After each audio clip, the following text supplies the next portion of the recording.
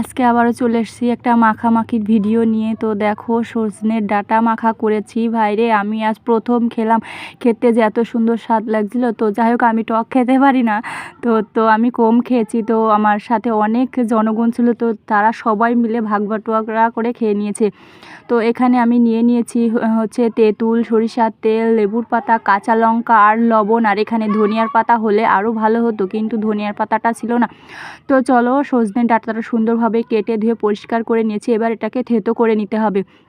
তো চলো সুন্দরভাবে থেতো করে নিয়ে আসি। এই যে আমি শিলের পর ধুয়ে এটাকে সুন্দরভাবে থেতো করে নিতে হবে। এই যে আমার থেতো করা কমপ্লিট। লেবুর পাতা সুন্দরভাবে কুচিয়ে নিয়েছি। এখানে তেঁতুলের পরিমাণটা একটু বেশি দিতে হবে। এই যে কাঁচা লঙ্কা দুটোই কিন্তু আমি লবণের সাথে সুন্দরভাবে ডলে মেখে নেব। এবার সুন্দরভাবে চটকে ভালোভাবে মিশিয়ে মেখে নিতে হবে। তেঁতুলগুলো সুন্দরভাবে যে মাখার সাথে মিশিয়ে নিতে হবে। ভাইরে আমি খেয়ে পুরো জাস্ট ওয়াও হয়ে গেছি, ওয়াও, কিছু বলার নাই আমার আর।